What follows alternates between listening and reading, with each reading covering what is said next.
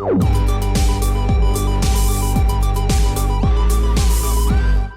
is the Refuge Project. Welcome to the Refuge Project. Dang it, dude. You and me every time. I did that on purpose. I was just waiting for you, like, who's going to say it? Who's going to say it? This is the Refuge Project, a place you can have meaningful conversation in a safe place. Did you say memeful? I didn't, but I could have. Memeful. Which would have been great for an audio podcast. We're your hosts today. I'm James. You know, this is Caesar. Hey, It's the same people. David will be coming in later on, hopefully. He's around here somewhere. Yeah. But we don't know where he is. I parked in the shadow of his truck out there. Yeah. I was pulling up. It's a mighty big truck. It's very sunny, and I was like, looking for some shade. And the spot next to his, half of the parking space was covered by the shadow of his truck. And I said, I'll take it. It's a big white truck for a big white man. He, you know, big is relative. It's a big truck. Never mind. I'm not gonna go. You know, I've been noticing a trend whenever we're doing these. You have a mug. Do you leave this mug here when you're drinking coffee? Because No, I brought it. Is that a Terra special? No, this is a Walmart special. This mug specifically. This was when I first moved out of my parents' house when I was like 20 or whatever I was. So you're like emotionally attached to this thing. Exactly. Let me tell you about this mug, dude. Okay. So this was like the first mug I got when we moved out. I was like, I guess I got to get a mug, right? Because I was drinking coffee at the time. And I never really drank coffee at home my whole childhood and teenage years. But when I moved out, I started drinking coffee at Chick-fil-A. And so I would always just drink it when I went to work. And then when I moved out, I was like, I'm going to start making coffee. So I got a mug. And it's just like a whatever mug, you know. It looks nice, but, you know, it's just like a generic. Yeah, generic. Whatever. But that was my mug. So I like emotionally connect that with like my independence, and I'm starting my own life. I'm doing things my way. This is like, that's my mug, right? And so at some point when me and Tara got together and we're living together, she started using this mug, which is fine. You can use it. You know, it's not like, it's all right. But then what she would do is she would not, like, she would take it to work with her or something, or she'd take it to school, and then she'd forget it in her office. And then it would be, she'd drink like half the coffee and then leave the mug somewhere with old coffee in it for a week. And I told her, I said, hey, that's my mug. That's kind of diabolical, though. Yeah. So she didn't really know that was a big deal at first. So she did this a couple times where I'd be like, I'm trying to go get my mug, and it's not there because she's left it somewhere. So I said, hey, that's a problem. I said, look, that's my mug. That mug represents everything that is me. All of you. This is all of my independence. All your curves and all your edges. So when you disrespect that mug like that, and I go to get it and it's not there, that's a problem for me. So please don't do that anymore. And she's like, oh, okay, didn't know. And then she still did it a little bit for a while, but eventually she stopped. Okay. And until you took it. I was like, because she just kept leaving it places. I was like, that's my mug. So do you hide it sometimes? No, not anymore. Not anymore. Okay. There was a time when I first was like, hey, stop doing that with the mug. Do it with any other mug, not that mug. See, I have a theory. Sipping coffee from my mug. For those that don't know, James' wife is a ceramicist. That's right.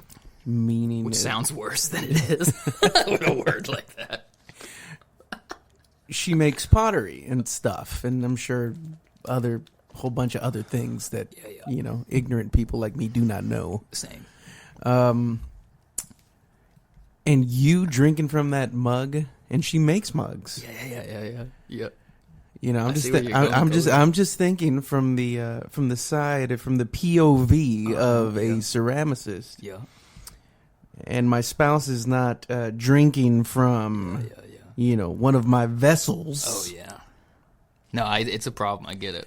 Well, this is why I use this one specifically, mobile, because it fits in the cup holders. Okay. Right? Like, it's a good size for that. Because some of these mugs. How about at home, though? At home, I mean, I'll use it sometimes, but at home we've got, you know, we got way too many mugs, you know. That she made. Some of them are ones she made. Some of them are ones that other artists she likes made that she Okay. bought at some place. Some of them are ones that her friends made. Some of them are other generic ones that people gifted to us at some point. Like we got a couple Yellowstone like gift shop mugs that her parents bought for her at some point because they all go to Yellowstone because they have that place. So we've got too many mugs. So we mix it up. So she's not particularly one, like, will she take notice when you are drinking something from one of her mugs? Yeah.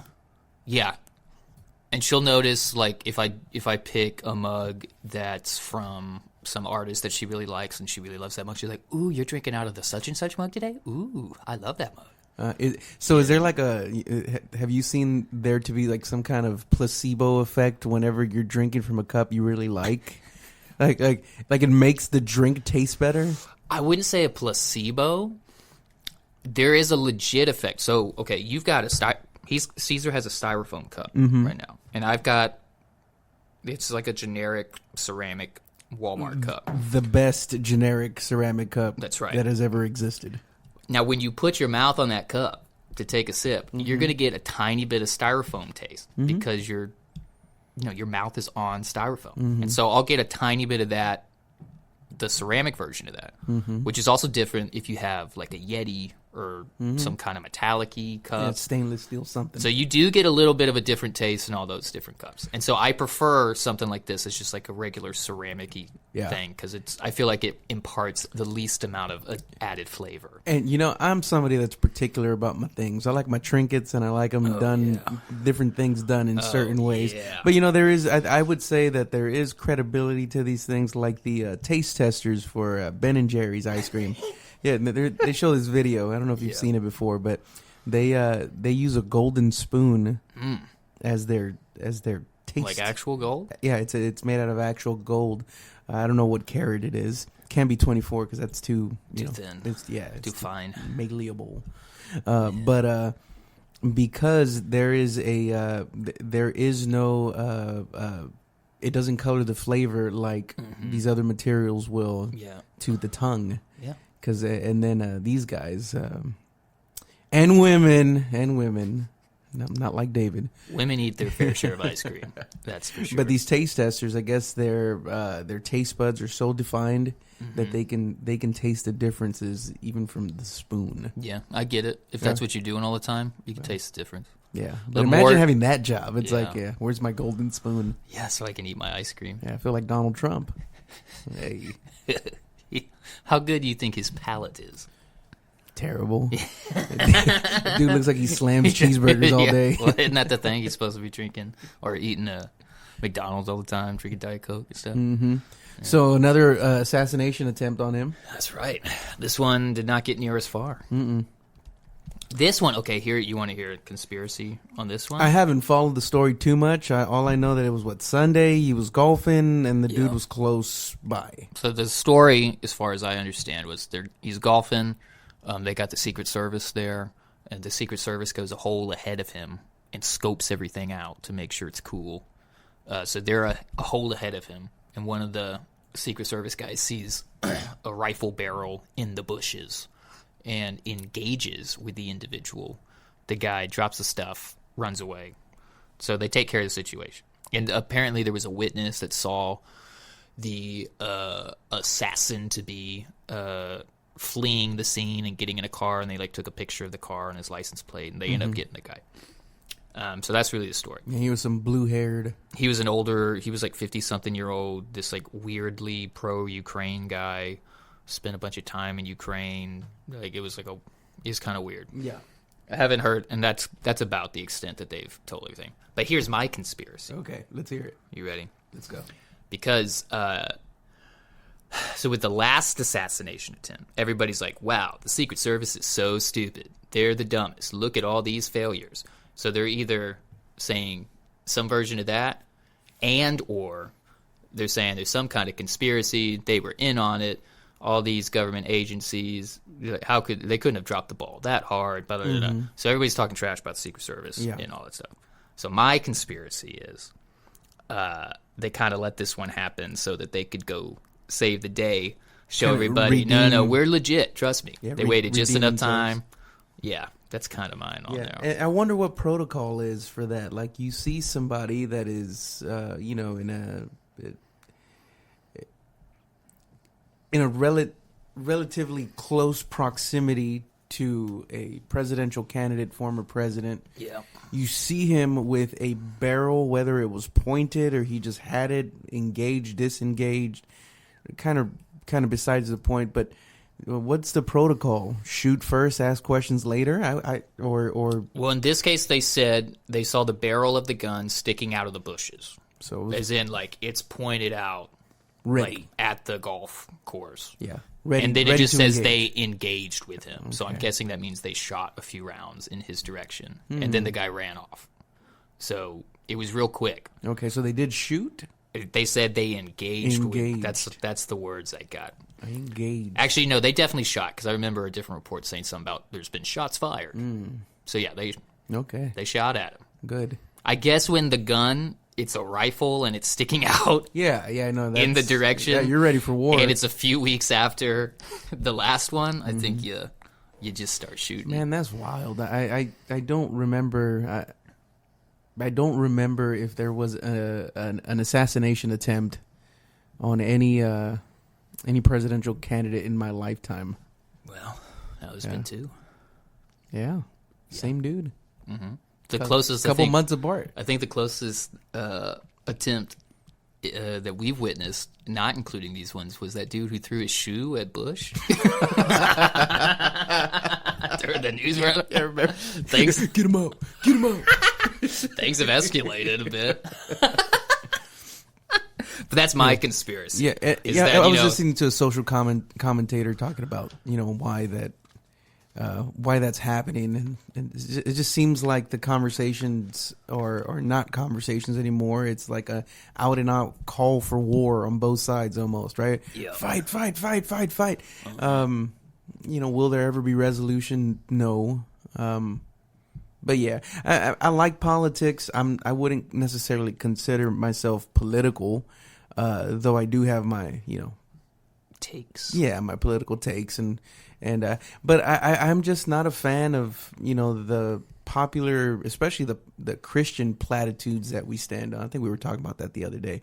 I'm voting for the lesser of two evils. What are you talking about? Is that any better? That sounds foolish when people say that. Or I'm voting the Bible. Not one of them stands on the Bible. It's true. So how do you navigate as a Christian? Maybe a topic for another time. I don't know.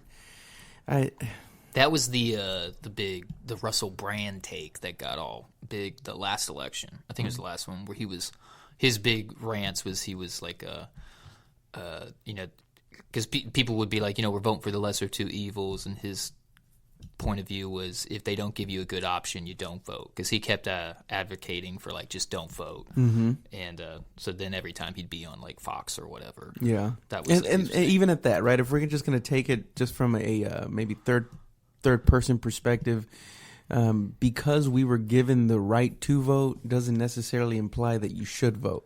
Yeah. Right, and people get up you there. Can't say that. You got to no, vote. You gotta do because your part. you're not patriotic. That's You hate right. you hate your country. You hate your church. You're Just- taking your rights for granted. Yeah, man. all that stuff, You're- and it's like, well, you've got the right to vote. So Yeah. doesn't that imply that you also have the right not to vote? Yeah, I think so. I mean, I'm kind of all over the place with it. It depends. I pretty much agreed with that point of, because he would be like, if they don't give you an option that you like, you shouldn't have to vote. I don't like the whole system they're doing, so by participating in the system, I'm like signing off on it. I think the whole system's messed up. I don't like either one of these parties, so I'm not going to vote. So Yeah. I like mostly agree with that, I think, but I also think, I don't know. I'm also kind of in the you should vote, do your part kind of a thing. right, too. right. Hey, everybody, we got Pastor David coming in, David's getting in. tagged in. I think Yeah, go ahead. I don't know what you're talking about. I think that We're talking about women in politics and how they don't need to be there. wrong answer. No, we were talking about how it should be. We were saying there should only be women in politics. Wow, man, that's right. a cat fight. That's Out the gate swinging, ready. cat fight. You seen that episode of Seinfeld? Nope, never seen it. It's a pretty decent. I think what y'all were talking about was like voting, right? Yeah. And Well, we were talking about Trump assassinated. Yeah. Tim. 0 for 2, baby. You see what he tweeted? He tweeted 0 for 2. Did he? Said that? That's so funny. He's a gangster, man. If he was born in the 30s, he would be in the mob. For sure. He might be in the mob right Well, now. yeah, I mean, he is the Don. I'm not you know? convinced. No, but I think at the end of the day, you should exercise your right to vote. The least of the two evils. That's what I was just talking about. How I hate when people say that. Yeah, I just think that's what it is. But I kind of half agree with both. You need to exercise your vote. So do I. So do I. So do I. Other than not voting, But isn't that your right though? to not vote, Yes, it is your right, but but it's not right. it's not right. It's your right, but it's not right. That we, man, I think unless you're like not able to vote for whatever canceled you out, record or whatever it may be, I almost think you should have to vote, because this is what keeps America America. Yeah. We could go to let's go to a non-voting country and let's see how that is. So what do you think about when people are like, I don't like either one of these choices, I don't support either of these people, so I don't want to vote for either one of them? This is the problem. That is people coming from an ignorant place that they haven't done the research. And I'm not saying and I'm not a Trumpster, but I'm not a whoever the other chick is, either Harris or whatever you want to call it. The Indian chick. But See what I did? See what I did there? But at the same time, there is one that meets the majority of your values or not. Or 51. You can't tell me they're 50-50. Okay, but maybe it's not. Values. Let's say I'm just some person who they don't reach either one of my values. I think the whole system is so corrupt. I don't want to play a part in any of it. Should I vote? Yes, you should vote because they're on the total opposite ends. Okay. But what if you don't think that? I disagree with you on that point. Then I can't say that word anymore. You're dim. I think they're both. You're not informed. Let me say. You're like the guy that was on Twitter the other day that says, what annoys you? Okay, but what if I think. What makes you go off when people don't think like me? That's who you are. But see, I could say the same thing about that perspective. So if I say I think they're both corrupt so much to the extent that I don't want to vote for either one, and you say you're uninformed, I could say, well, I think you're uninformed. Well, I'm not uninformed because But both sides say both that. think that the other one is uninformed. But it's because the ones that are saying the ridiculous things are uninformed. But so again, let's say I'm a person in the middle who thinks that both sides are saying such ridiculous things. I don't want to be a part of any of it. For sure. I would totally agree with you that both sides, that the middle is where it's at. Okay. The middle where it's at. So you stand in the middle and go pro-life, pro-choice, economics, and then you take what mostly leans you one way or the other. The problem is we're standing on the far side and pointing to the other side and going, you're uninformed. Instead of standing from a place of information, and information not from Fox, not from CNN. It takes some digging to find the truth. And that's why I say people are uninformed. People are uninformed because they're listening. Oh, I got to get both sides. I got to go listen to CBS tonight. And then after that, I'll listen to Fox. You're still uninformed. Because the narrative, at the end of the day, there's all of these information networks funnel into one company. And they're all being pushed down, propaganda on each side, so they can battle each other, so they can drive up ratings. Yeah, it's like 6 companies that own all the media. Or something like that. And they're all from the left. And even Fox. I think they're all Jewish, too. The owners are far left thinkers. And that's not a... And we think, Fox is the truth. Okay, but here's the point I'm making, is regardless of how much information you actually have, you still believe that you're informed. So do you have that right to say, no, I disagree with you? Absolutely. Okay. That's what makes America America. Yeah. But For the record, I am planning on voting. you should still vote. Right, and for me personally, But I'm very I mean, empathetic to the people I, that I do believe that it is my personal right and responsibility to vote, but I also believe that the right to vote also means that you have the right to not vote if you don't want to, because being forced to vote is not a right. I agree, but it's coming from a very ignorant standpoint. I just don't like the word ignorant because it everybody just means without is, knowledge, to some right? extent, right? Without knowledge. That's what it means. And I agree, right? I do believe that we do have and this is for me personally, that I have a civil responsibility, right? Because it's been granted to us by God, because He's the one that ordains the government and all of that. I do believe that, but as it just stands as a nation that isn't necessarily looking at it from the eyes of a Judeo-Christian value system, why people it's like the freedom of religion here in the United States which is another reason why the United States is how we operate. I'm not saying it's right, where I stand, but that's what makes us what the United States is. But how do we get there? We don't get there. We got there because people voted. I don't believe that the United States are going to be a part of end times at all. Oh no. But I'm talking about as a country, we got there because we set up a system of voting. Go down to South Florida, okay, and ask all those. No hot and spices. No. Go down and ask all them Cubans that fled to America on some dinghy about a country that doesn't get to vote. Yeah.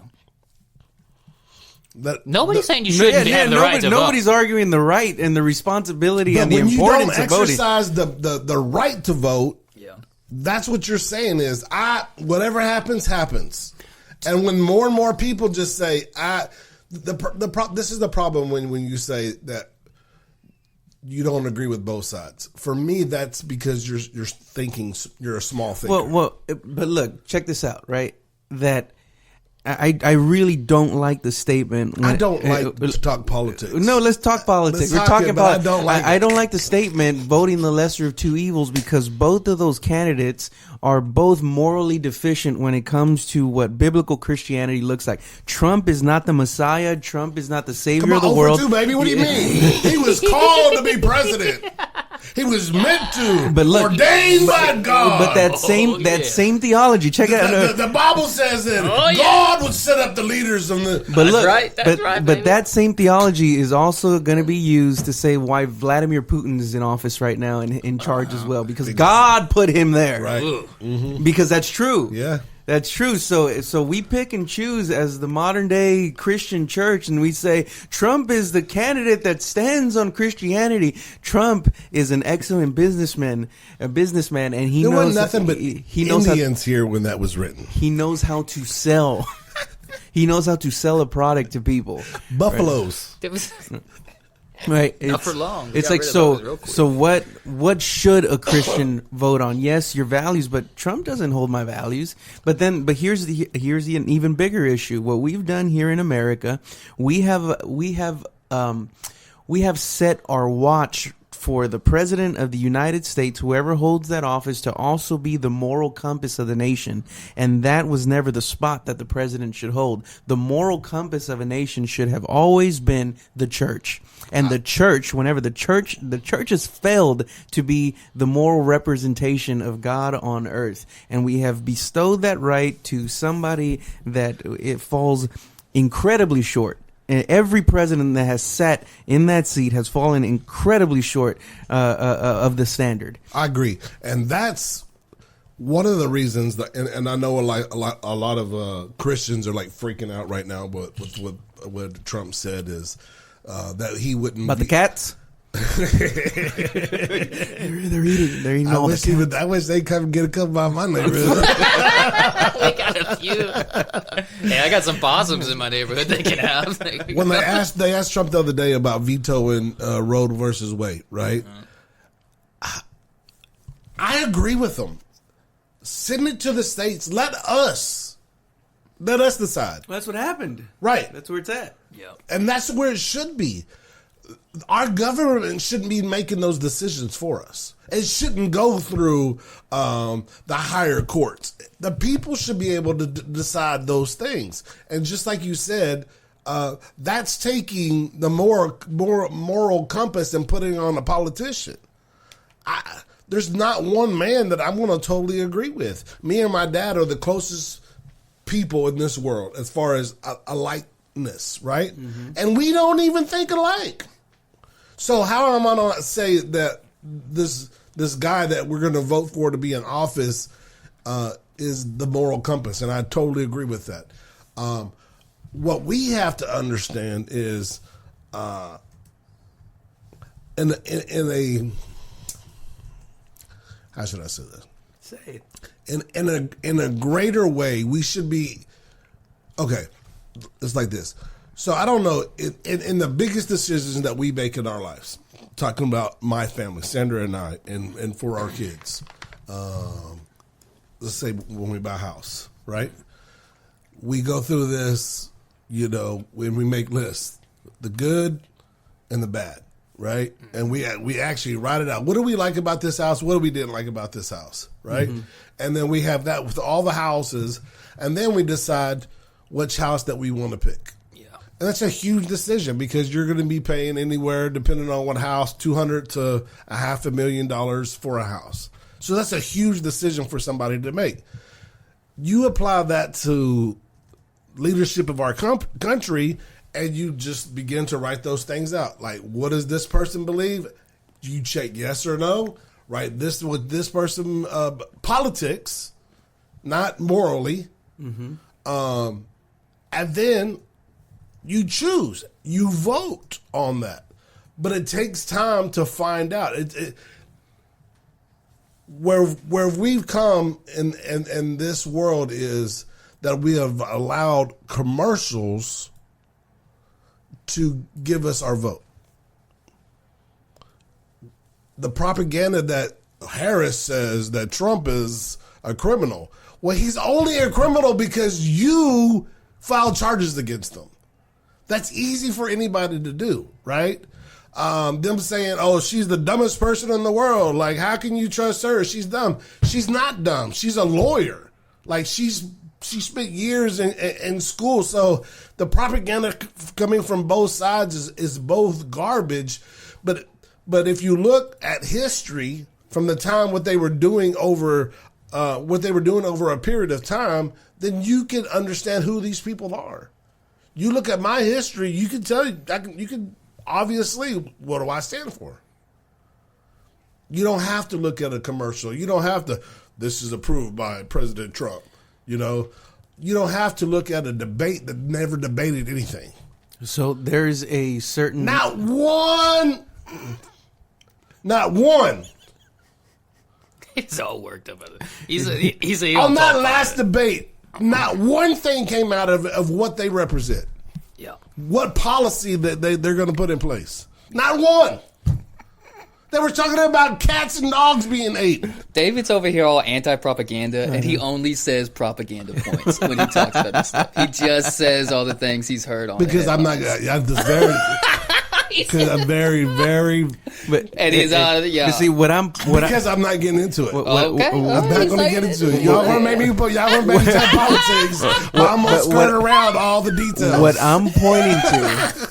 What I'm pointing to is the level of hypocrisy that I see in Christianity whenever people say statements like voting the lesser of two evils. That is not a good statement to stand on. And I would agree. But this is the reason why. Because we believe in the white, blonde hair Jesus. That's why. Wait, say it again. The Christianity that we're believing in today is not even what we started with. Yeah. We've turned it into Santa Claus. I don't know what you're talking about, but when you're making this point earlier, it's like there is a certain tolerance then that you have that says this is good enough, right? on making decisions on the House. Well, there's or only the, two parties. Yeah. So, okay, again, say I'm some person who says, I don't think there should be two parties. I think the whole system's messed up. I don't want to participate in any of it. I think you should participate until something's changed. Well, okay, how would you make the change if you just keep participating in the same system? You have to get people like RDK or whatever his RFK. name. RFK. But see, he even conformed to the system because it wasn't working. Well, he didn't conform. He was out of the race. That's what I'm saying. He gave up and that's joined one of the parties. That's perfect. That's a perfect example. He ran. Yeah. Okay, on something in between the two. Decided, hey, I'm not going to make it.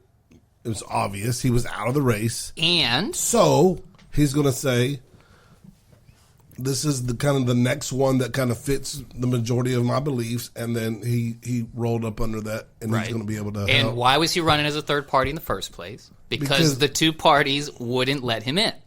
They kicked him out. They wouldn't let him debate. So he was doing his own thing, trying to be like, hey, look, this isn't good. Here's a third option. I got a crazy thought. Oh, my. Now he's got a crazy thought. Now it's crazy. Let's hear the crazy Hold your mug. Hold your mug. I have a crazy thought. It's fun. The greatest and the most powerful country in the world. USA, baby. Yeah, he's talking about the U.S. It's ran by one dude. No. I don't give you. Well, that's not a crazy thought. Nobody thinks that. Listen, it shouldn't be one. Yeah. There's one guy that says and blows the rest of the world up. Well, we know that that's not true. Biden's not running anything right now. We know that. Well, What is he? He can't run anything. He's running on Windows 96. I don't think he could run to the bathroom by himself. He's not doing anything. We all know that. Nobody thinks that one person's actually doing anything. And it's not like one button. Yeah. It's all wired up to all of it. it's like it's an Astroworld. They're like, ready, check, and the two buttons. I like that it's a physical wire that's like going underground to all the. It's the red phone. You know what I mean.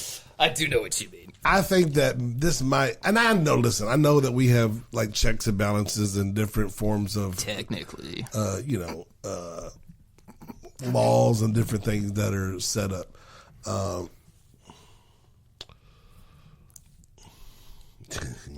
David's trying to overthrow the government. He's doing I know. Hey, I know. And you know what? I'll sit back and let it happen. I won't even just stop think you. that this is probably not I'll give the you best $5 thing for. And then this is the other thing. Like we have to rewind it every 4 years. Is that good? Like soon as like America gets into like we're getting into it and we're rolling, everybody stop. We're gonna rewind it. I had a macroeconomics professor in college talk about that the policies that a president puts in place really isn't seen until 8 years after they're out. Mm-hmm. So and that's before you would just like, just give me that magic pen, and let me just write this in since I can't push it through all the different courts. Yeah. Like what? Yeah. I also like half agree and disagree with the whole like 4-year thing. Because on one hand, it's like it's not enough time to like really get stuff done. But on the other hand, you also don't want people to have power for decades. This is the problem. That position is probably the one that you want in the longer terms. Okay? You want the longer terms. You want the longer terms on that position. Convince me. The positions like the court systems. Oh, you're saying that position like the presidency. The presidency. You give him 8 years or whatever. 10 years if you want. But also have like, I know that gets kind of muddy. So just leave it there. But what you want is like these lifetime positions in the courts. Yeah. That's where we're messing up as a country. Yeah. Because we get these people that are 94 years old that haven't come into work in 10 years, but because their party wants to have numbers, they don't never make them step down. So those are the ones that should be probably revoted every 4 years. Yeah. Just to keep something fresh going in that. Yeah. That part Well, of the system. right now, the conservatives have the upper hand there with these lifetime appointments of these justices. Yeah. So let's not change it. Forget everything I said. But there's been a lot of. Is it actually? But there's been a. But that's America right there. That is America right there. But After further that also has been one of the most Less effective ignorant pushes for conservative thought in recent times with those appointments. So, getting back to the moral conversation, that's been a more moral good, according to the Bible. But at the end of the day, America should be able to speak. Yeah. We can't speak when you have somebody in the same position for 30, 40 years. Like, do you know how culture has turned over in 40 years? A lot. Multiple times. Yeah, and it's the same thing. It's the elites. The politicians have become the new elites here. They are the privileged class. They are the princes and princesses and the royals of the United States, and that's why they don't look at somebody like Nancy Pelosi. She's been a career politician. They go in there. This is what you should do. Okay, any government. He's smiling, folks. Any government person, Yeah. okay, Yeah. that has a payroll of $200,000 or less, as soon as they're worth $1 million, they're out of their position. There you go. I'm into it. Because you know they're getting that illegally. Well, you could invest in stuff. Now $200,000. You know how long you would have to work to save $1 million for a salary? Listen, I'm trying. They're not good citizens like trying. everybody else. They don't have the right. That one's iffy, right? I think I would probably raise the standard a little bit more, and I would say that they would have to be on the Medicare that they vote for, or the medical care that they vote for. How about having to live by the laws they voted? Oh yeah, no, that They're like, no. Everybody That's has too to simple. live. No. Everybody has to live by these. Except us. Yeah. not me. No. We're exempt. Yeah. Y'all go ahead and deal with that. Here's my thoughts on those things. I'm like, I got a foot in both camps, because obviously you want people to be held to the right standard. However, so like, you ever got a ticket or something, and maybe you were lucky and you knew somebody who works at that police department, and you say, hey bro, I got a speeding ticket, can you help me with that? And they go, no problem, and they take care of it. Mm-hmm. I want a certain level of that. Yeah. It's obviously that gets blown up, and it's not, like, but I want a certain level of, like, look man, they go, oh, you're Stacy's son, hey, you know what, never mind, have a good day. But you know what that looks like? You know what that looks like at a larger level? Oh, I do. That looks like Biden's son. That looks like everything. That's the whole world. That looks like Biden's son. Which is why I'm saying it's bad, but I want this small level of corruption. I want a little bit around all the time, so they can say, wait, you know, you're Pastor Ron's son? You know what? I'll give you the pass. So you want it to exist for you. I want just a little bit every now and then. When I get into trouble, I want there to be just a little bit. And to some people, like, corporate international corporate espionage is equivalent to the small. And sometimes I made an honest mistake. Hey, you know what? I filled out the form wrong. I didn't know. Look, it's me. You know, I'm not gonna do this on purpose. Give me the right form. I'll redo it. I want a little bit of on accident, like Hunter Biden with all the cocaine. Sometimes cocaine and look. I didn't realize that's what that was. And a really you're telling me this laptop. is crack? I want just a little bit. I suggest you not use laptops anymore.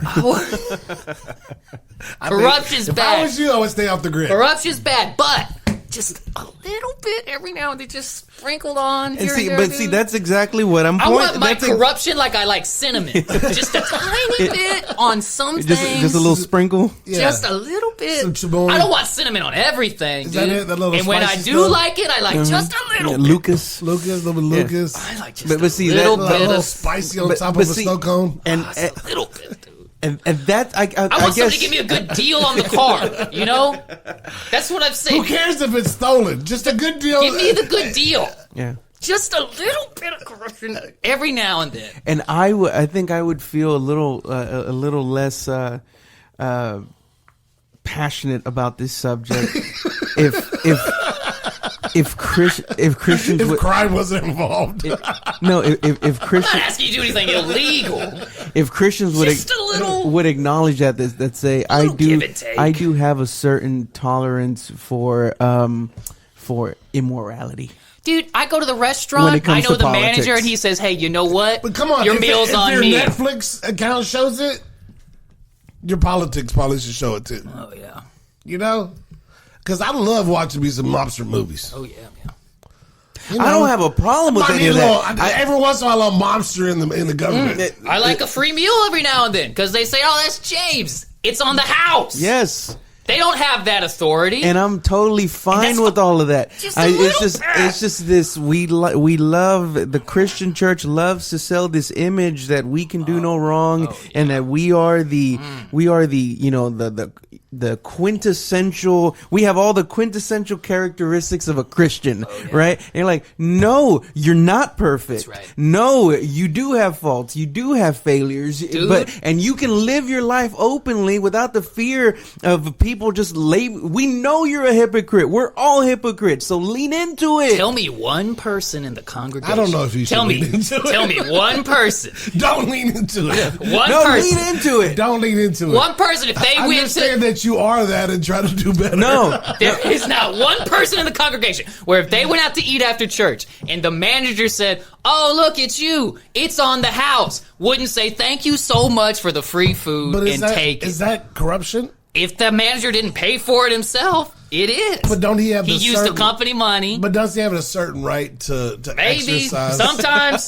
Sometimes he doesn't. He just said, "Oh, that's Bobby over there. Bobby, it's on the house today." Oh, it's not like they dropped a glass of tea in your. No. He said, Bobby helped him buy a car the other day, and he just said, "You know what? Restaurant, scratchy. I like a little bit of cinnamon on things and a little bit of corruption every now and then. It's nice. Sometimes that's just called good business."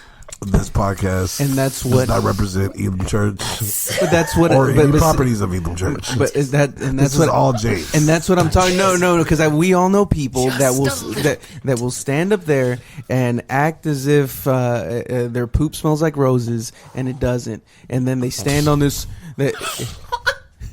Exactly, and they stand there and they say, "You ain't never heard of poopery." This is the candidate of Jesus. It's like. Those people are going to hell. Now we're talking. That's a lot harsher than anything I just said. Now we're talking. Now it's just because those people are not. Those people are not Christians. Those people are the fakers, the ones that come to church on Sunday and praise Jesus, and then on the way home they slap their wife. Ooh. You know what I mean? And why'd he slap her? Because she said, "Honey, you really shouldn't take that free meal," because he didn't pay for that. He said, "Woman, you said Harris what? I gave him a good deal on that car." Oh, Pastor Mark's trying to get it on the corruption. This is about a time for him to come in. Oh man, I just want a little bit. If he just understood, a little bit, dude. Just a little bit. Yeah, just a little bit from time to time. Well.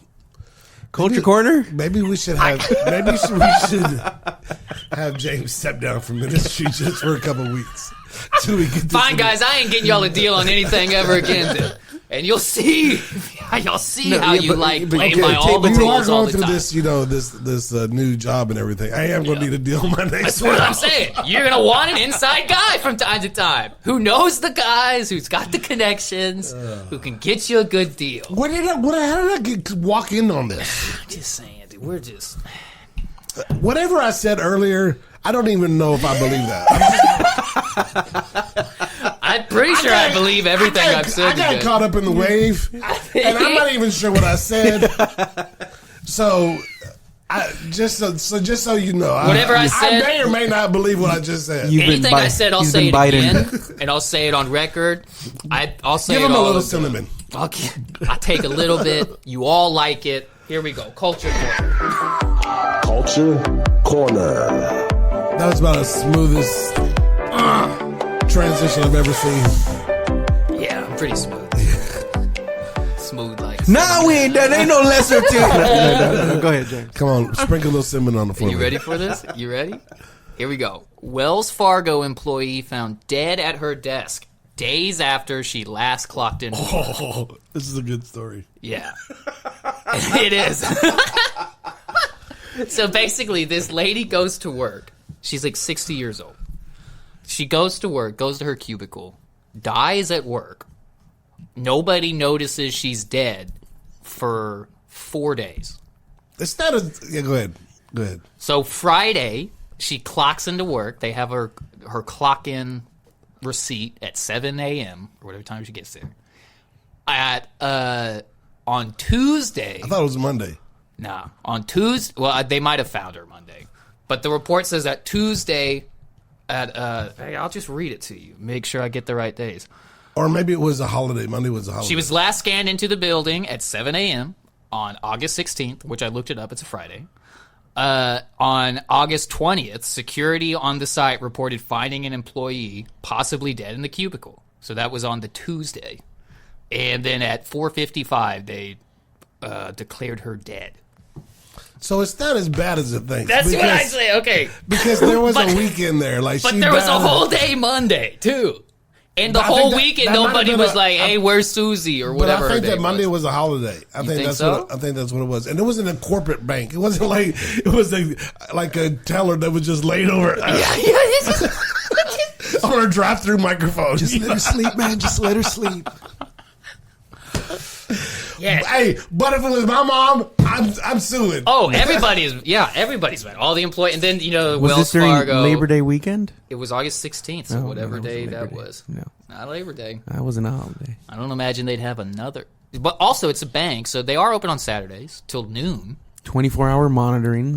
But this was a corporate setting. This was a corporate bank. It wasn't like A credit union right. Yeah, yeah. branch. This is like little, a downtown. True. Yeah. Okay. True. Okay. Yeah. So it's So it's okay. Business office type thing. Yes. Where you can get lost in a maze of cubicles. Here's the question.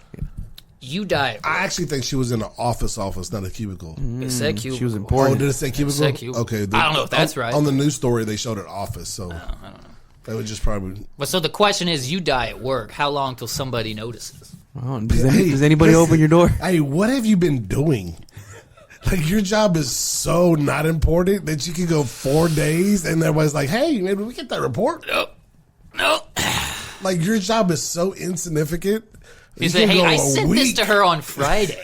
What? They were probably mad, dude. They're Right. probably storming into the office like, you still haven't sent me back the such and such file. So she has like 4 replies to the same email. Are you going to answer this? What are you, dead? I really don't appreciate the lack of communication here.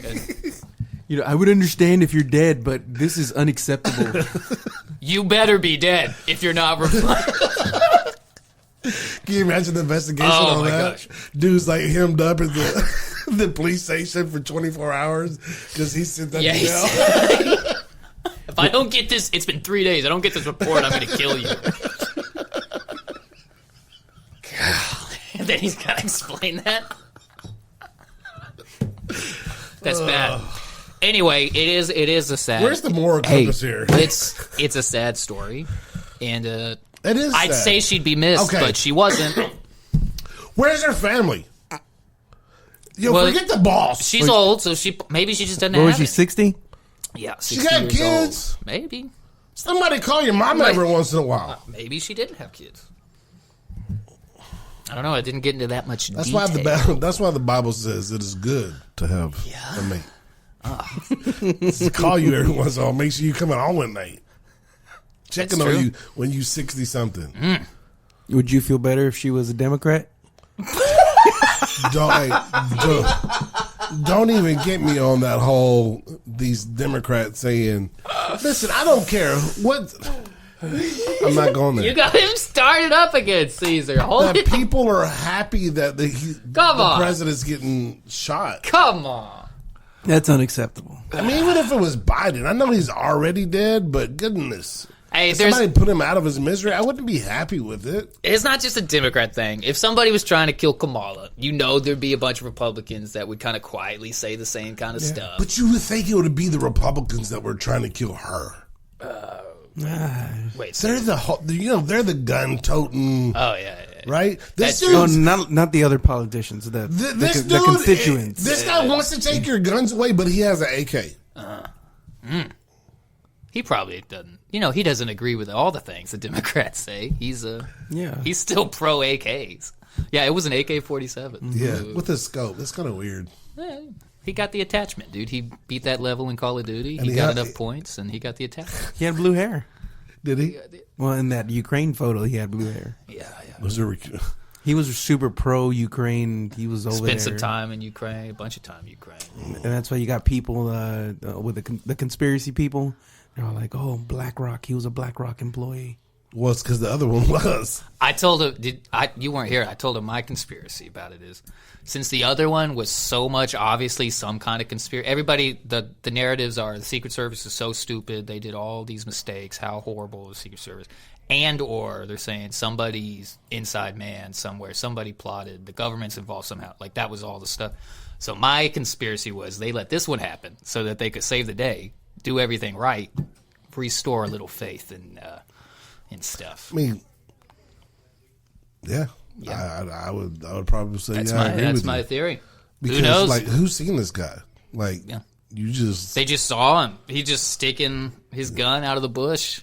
Yeah, I don't know. But Maybe he shot the lady that was in the cubicle. Maybe he's on the. But they run. did say that that location was a known location for people to like take pictures and stuff of Trump playing golf. I'm sure the grass. was the a- government knows all the grassy knolls. They do.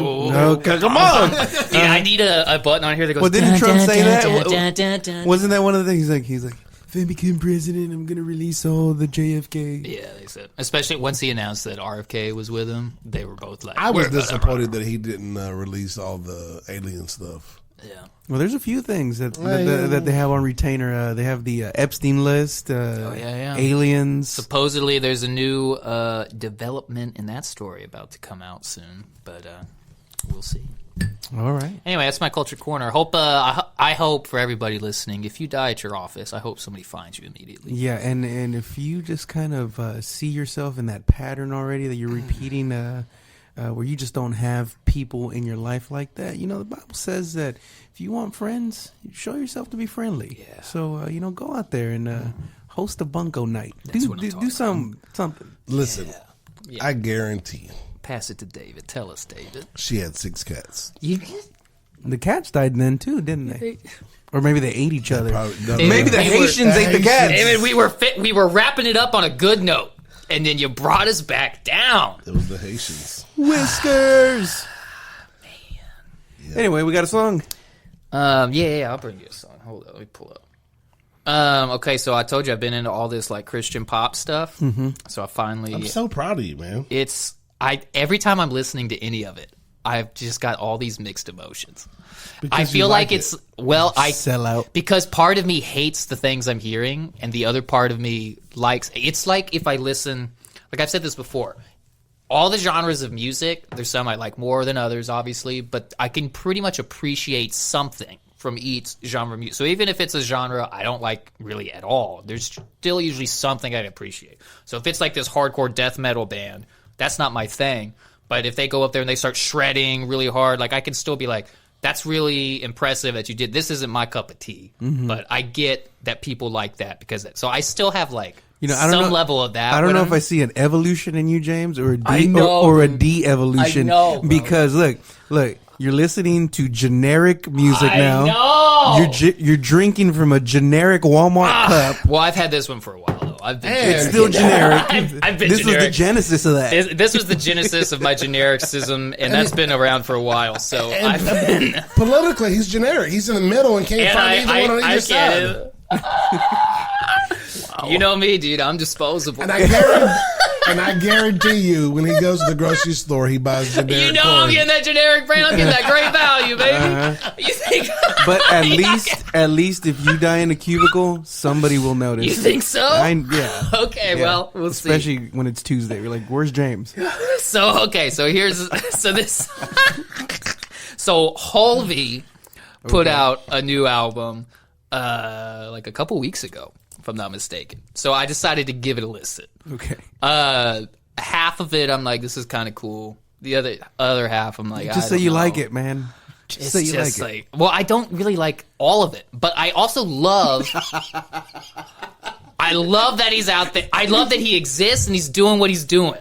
You know what I mean? And I love that for a lot of other people. This whole episode, you'd be like, I love it, but I don't. Dude, that's me on everything. I bro. love it, but I don't. My favorite things in life. I hate them, and I think they're the I best. just hope you don't think about your wife that way. Okay, so I guess not all my favorite things in life.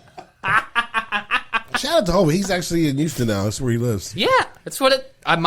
Anyway, here's the song, dude. Who's he voting for? Let's get him.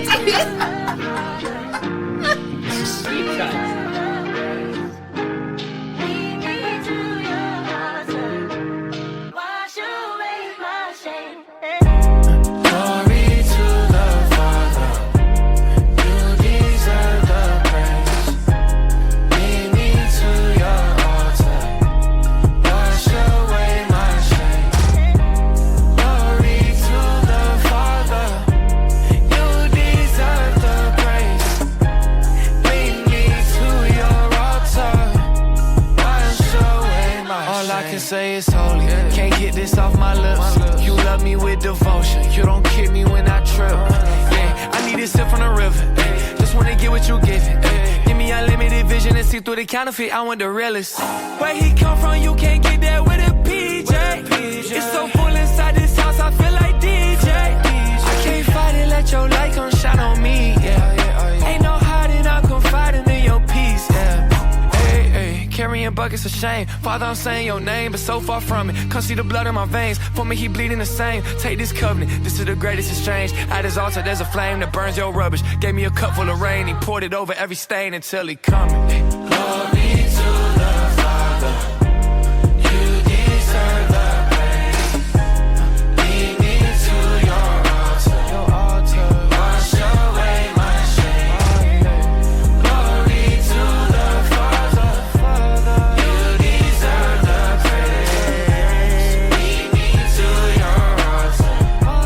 Wash away my shame. Yeah, I just turned a milli down to be home with my son. Y'all don't get it. I can't gain a thing if I've already won. Still don't get it. I was full back when my bank account was none. Cause my God the type to leave the 99 to get the one. This is life or death. I ain't making music just for fun. Glory to your name, Father. I pray that your kingdom come. And when Satan's on my heels, I pray it's Nike with the run. Make my heart beat more like Hezekiah. Say it and it's done. Breakthrough. Lord Jesus, I need breakthrough. I've been doing things that made the Father have to break you. Living in my shame like the potter didn't shape you. But I know even in the storm, the water didn't wake you. The water didn't wake you. And that cross couldn't break you. Yeah, the darkness couldn't take you. Oh, yeah. Glory to the Father. You deserve the praise. It's good. Very It's good. not the style I would ever go to initially. Is that pop? The hip hop. It's like a hip hoppy poppy trap thing. We'll call it poppy. Poppy trap. So you said he's in thing. Houston now? Yeah. For a specific reason? He's serving in the church down here. Yeah. So he came to Houston. I think he's on staff. I like all the words. I think the lyrics are great. I think they're preaching good. Like, I love what they're doing. Great storyteller. Usually my big thing that puts me off with this kind of stuff is like the young hip verbiage that's like the slang. I would never talk like that. But like the message they're trying to say, I'm into it. There's definitely, from just like a hip hop side of it, there's definitely a mix of wherever he's from up north, with the South trap beat in it. But you can also feel like a storytelling, like more of a coming out of New York or something like that, the way he tells the stories. Yeah, you can see that. So it's kind of got a mixture of a lot of different things that are going on. 4 plus 4. It's 8. He ate. I think I for a long time I wasn't a fan of the singing rap, Yeah. but I like it now. I'm still not. I still don't really like it. So, like, you didn't like Bone Thugs then? Yeah, but they was Gotta miss everybody. yeah, they was more Yeah. gangster with it though. You know, this is not gangster at all. You know what I mean? Yeah. So A G for Jesus. It's like a pretty boy kind of a thing, Yeah. which isn't really me, but I don't know. the older I get, the more I like it. I don't know, dude. This is the thing. The older I get, the more I appreciate pop production, because the production is high production value. that's a skill, and like a difficult thing to master. So I start getting more into that. So when you do like the poppy, singy, auto-tuney vocals that are like, it's not my style, but There like, was I not a get it, whole and lot it's- of auto tune on there. There was definitely auto tune, but it wasn't like over the top where He's the usually E's pretty and the A's are like Yeah. really. He's usually pretty over the top with Yeah. it. Yeah, I feel the same way with Beyonce music. Right, I don't like Beyonce. I don't like her music. Yeah, but man, I've never been a Beyonce fan. But I could appreciate her. A couple of all guys, y'all yeah. Beyonce people out there, settle down. A couple of fellas that Settle aren't down. into Beyonce. I could appreciate her level of talent. The Oh, yeah, the yeah. production is just out of this world. So I could appreciate those things, but you won't. Dude, find all me those singing, listening- dancing pop stars, that's tough. That are Oh, out there man. like doing this choreographer thing while they're actually singing. James is dancing, by the way. Dude, Hey, what old That's girl difficult. does? What old girl does? Jenny from the block. Was she's doing that 50-something years old? oh, dude. Again, not my thing, but I'll tell you what. That's extremely difficult, and Yeah, the especially vast at majority of 50-something. humans could not do that. So I'll give it, I'm just gonna sit over here. And No, just no, marinate on Tell me about them older Latina No, girls. he says huh? Latinos. Yeah, Remember? tell me about them old Latino girls. He I ain't says. gonna talk about no Tinos. That's a but different new age thing that you didn't know about. Jenny on the block. You still- Democrat. She's still out there on the block. That's what we call money. Money does that. Anyway, that She was the doesn't song. get old. She gets vintage. Oh my gosh. Selma Hayek, same thing. My Y'all good, are- my y'all are out of goodness. control. How do they not? Never mind. Well, she married a billionaire, Selma Yeah. Hayek. So Oh, What a a- billion with a Hey, B? The other one that's like, Wow. I've lost a lot of respect for her. The one that Machine Gun Kelly married. Fox. Fox, golly, that's such a waste. Machine Megan Gun Kelly? Fox? Yeah, Was that what we're talking about? yeah. Like she whenever. Why did you have so much respect for her? I don't know about the No, respect no, part, like but when just she was in the same category as these other ones until like a Well, she was just like a generic actress. yeah, like- but just like somebody that's hot that aged well. class. Yeah, I don't know if she was like classically beautiful, but she was a very beautiful woman. Yeah. And then like stuff. Amanda Bynes, you seen Do that? I one? need to Man. look at? Well, hers is like a drug and alcohol. Yeah, but it's like she went off the. I deep guess end. I got to look up Megan Fox now. What is Put your filter on? Yeah, that's it. You're talking like how old is she? Mid 30s, mid to late 30s, maybe. She's Oh, probably- well, that's not even. No, she's got to be 40 plus, don't she? I don't know. Megan Fox, 2024. Here we go, y'all. She is- Y'all ready? Drum roll. Oh, I mean, she just looks ridiculous. She just got like all Because she's like married, all the hair, all the makeup. It's Yeah. just too much. because she's married to Machine Gun Kelly. It's just too much. How Oh, old they is got she? married? Well, he's too much Well, I don't too. know You if know, they're he's got married, all but the they're- tats. He's I think got all they're- the. She's having her baby or something. But she was married to that guy from All right, I gotta get this. was off it Brian Austin Green, the dude from 90210? She was with him for a long time. Oh, really? Yeah, they were married. Yeah, so she's got to be older then. Come on, age, dude. you're the best producer ever. I mean, besides Joe Rogan's guy. Megan Fox, age 38 years old. Oh, okay. So she's about right for her midlife crisis, is what we decided, right? So okay. So let's back this up a few weeks. I never got to the part of the title. What? Oh, that one. Caesar's midlife crisis. Oh, but he was talking about. He was talking about people with midlife crisis. And he was talking about he was. We just decided he was probably in his midlife. Maybe. They're So getting did I pass closer. mine already? Yeah, you're on the downhill. Okay. Dang it. I missed mine. I think that's what we said. I think we brought you up. After Yeah, you I think brought you're it up. rounding the corner to And- the end after you buy that pontoon boat. Yeah. I said I'm pretty Well, sure they- the boat related a midlife crisis. they thing. said the and I said pontoon he's boat's the down. old man boat.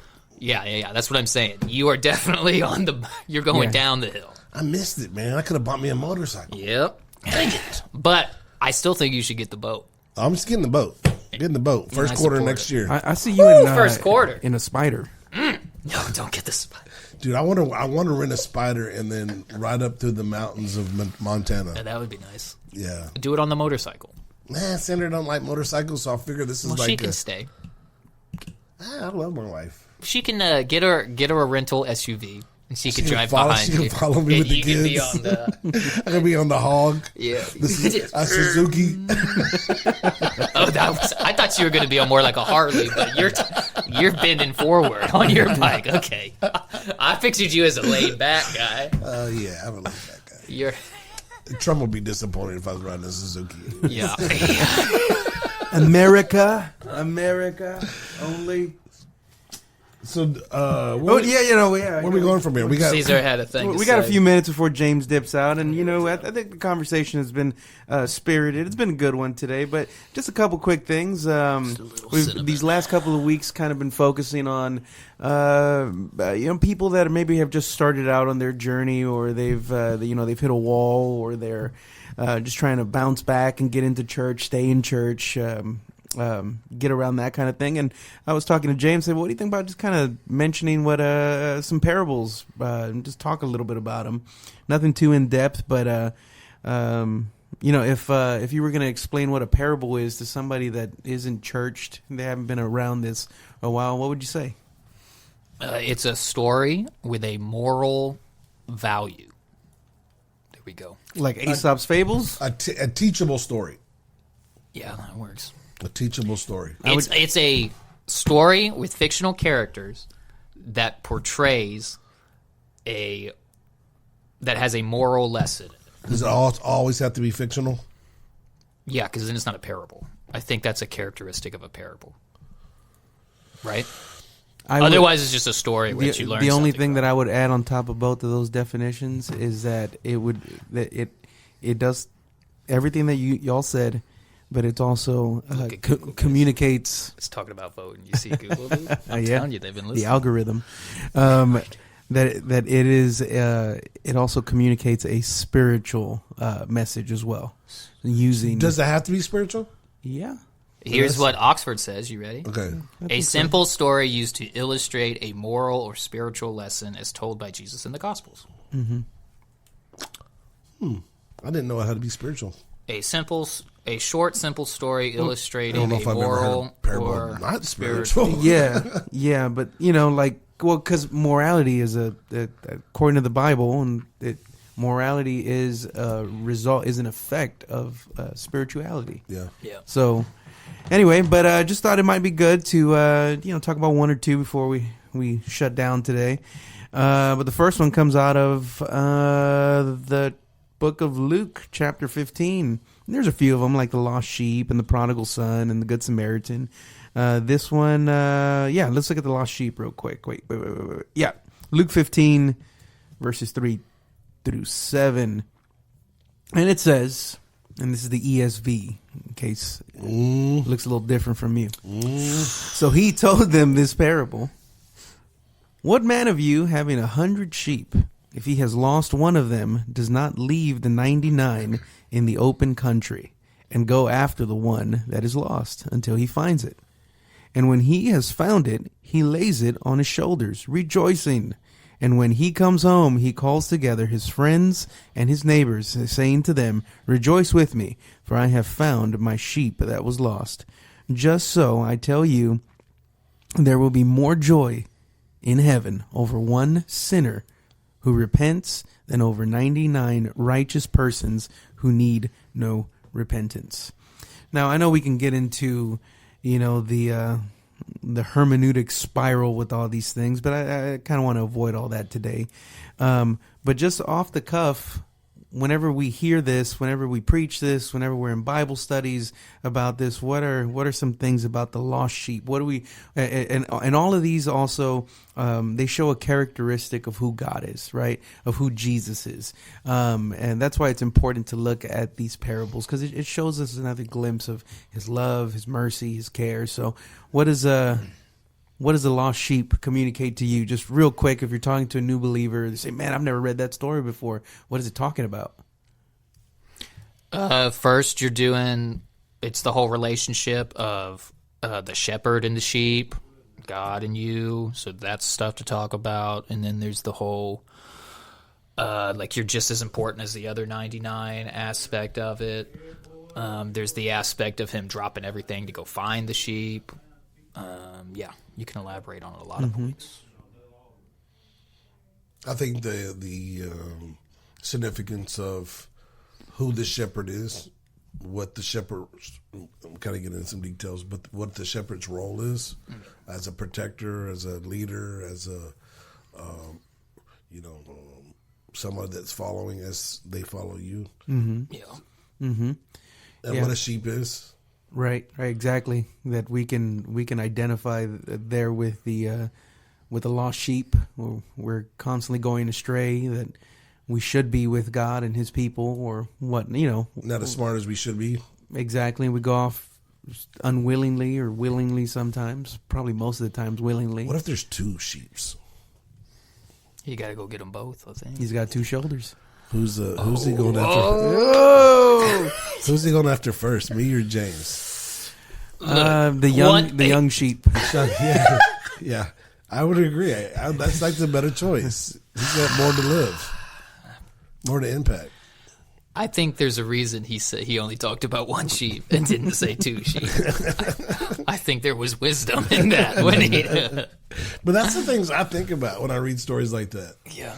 What if there's two? Like, who do you choose first? I don't know. I don't have the answer. I think the answer.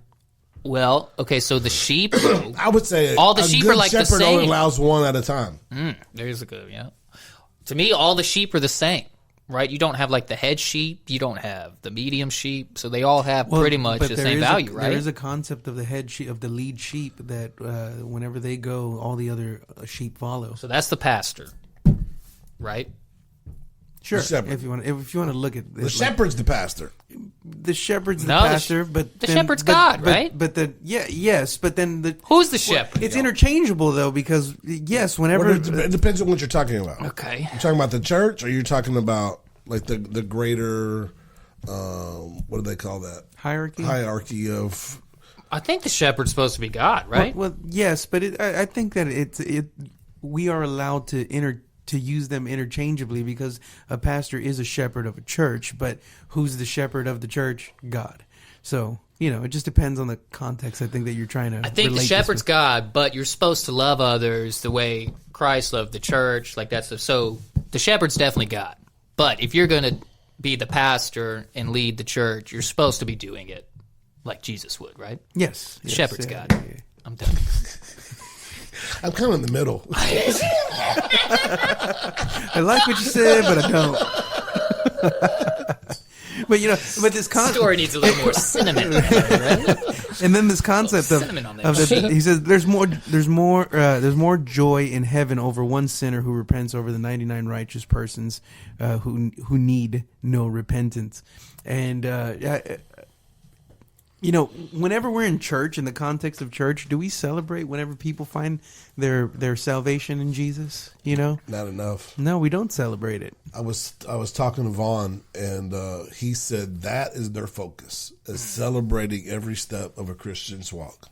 That's good. In their church, and they focus in on it. They focus in on that first time that they walk down, the baptism, the first time that they've graduated from the first little what's new class, and all those things. They really try to focus in on all those things, and then even in like life areas, just like getting married. They're a family church, so they focus in on those different things. And I think that as the bigger church, we need to get back to some of those things. And I think that as a bigger church, talking about the smaller C, we lose sight of some of those things. One of the guys that we have in our couples class, he was given a testimony over the men's advance weekend, and he said that he went last year and that was his first year. He just got involved in the church at that time, so he's been coming faithfully for a year, and he was saying how whenever he got first he's been clean now for over a year. He hasn't drank. He hasn't done any of that. He put it all behind him. But he said that he has no accomplishments in his life that he could look back on and say, I did this and I did that. So whenever he got baptized, he got that baptismal certificate that we give, and just of recognizing that he got baptized here. He said he went and he gave that to his mom because that was the only thing that he can say, this is what I was able to accomplish, and I'm holding to this. And like stories like that need to be celebrated. Yeah. But just like, I remember when you used to, you'd walk the walk and you would get saved, or whatever saved means, they used to take you in the back room and get your information and all those things, and was able to follow up with you. Now the church is like, hey, just stay in your seat, raise your hand, Like, we're not going to embarrass you, those type of things, which I get. You know, I understand some of that philosophy, but how do you celebrate that? Now you don't even know that guy. Yeah. It might be his second time in church, and there's no relationships built. And so, how do you place people around him? How do you help him hold himself accountable? So, a lot of those things are missed in the modern church of building butts in the seats. Yeah. So, Yeah. All right. Next parable, James. How much time you got left? About 10 minutes? 5 minutes? We'll go 5 minutes. 5 more minutes. All right. Well, We'll go 7 minutes. Let's do 7. we'll end this last one still. Luke 15, the next parable after the lost sheep, the parable of the lost coin. Jesus says, or what woman having 10 silver coins, if she loses one coin, does not light a lamp and sweep the house and seek diligently until she finds it? And when she has found it, she calls together her friends and neighbors, saying, rejoice with me, for I have found the coin that I had lost. Just so, I tell you, there is joy before the angels of God over one sinner who repents. Now, Jesus is communicating a story here with all these parables, right? About how the importance of finding something good, the importance of what that good thing is, and how all of heaven rejoices, and the subsequent joy that should come not only from the individual that has found it, but from the community around that individual as well. That lady that died in the cubicle did not have a community, right? lost coin. What do you say? I got a different perspective on this one. To me, it's so similar to the sheep one. I don't know. It's just a little different because now instead of it being a shepherd, it's a lady. So it's a different relationship between the shepherd and the sheep, lady and the coin. So It's a precious thing. yeah, She is found. It puts the emphasis more on the lady, right? Yeah. Not that the lady would be likened to the shepherd in this instance, but it's more of the person now, Yeah. where the person has found something precious, and now it's kind of that interchange where shepherd to sheep, now lady to coin. So God to humanity, humanity to God. Yeah. Right, I have found something, and I'm gonna tell everybody about it. I think the evangelistic model is built into that, and say, "Look what I have found, everybody!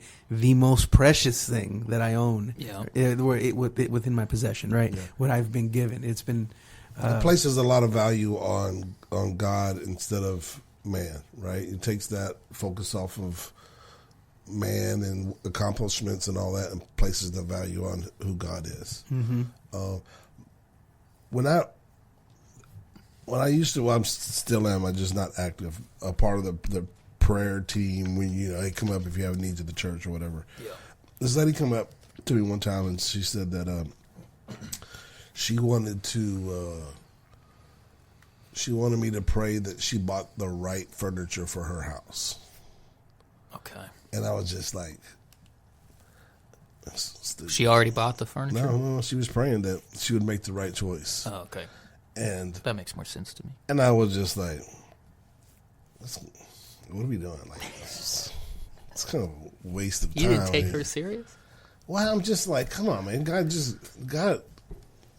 At the time, I was thinking how God got better things to do than worried about if you want, leather or fabric. You know what I mean? Mm-hmm. Like, but this story kind of gives me a different look at things. Like, they're putting some value on even the little coin that's missing. Mm-hmm. You know what I mean? So the things in her life that puts the value on all of the stuff. Even if you drop that penny in the parking lot, I stop and pick up the penny. You know what I mean? Because of this verse. And then the Lord reminded me of this verse, which wasn't the natural interpretation of it, but it reminded me of this verse where she trusted God with everything, even the little ones that she dropped and she could no longer find. You know what I mean? And then I had to go and repent and say, sorry, God, like, this lady's putting all of her trust in you. Everything that she has, she's putting even down to the cushions that she sits on in her house. So I had a little bit of that story was just reminding me of when that happened, and God made me repent of maybe I didn't have enough faith and trusting him to even down to the little things in my life. I like it. Yeah. Anyway, so that's all the time that we have.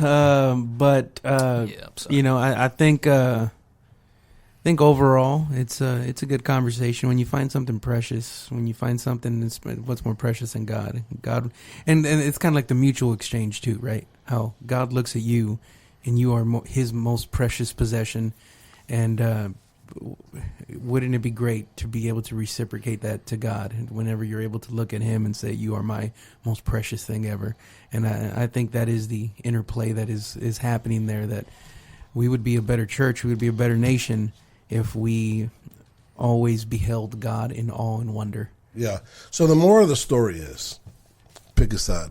I think the moral of the story is we all need a little more cinnamon. And